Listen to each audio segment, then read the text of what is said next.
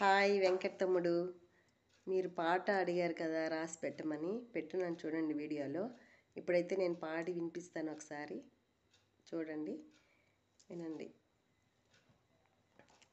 కేయూరాణిన భూషయంతి పురుషం హారాన చంద్రోజ్వలా న స్నానం న విలేపనం న కుసుమం నాలంకృతా మూర్ధజాః వాణ్యేకా సమలంకరోతి పురుషం యా సంస్కృతా ధార్యతే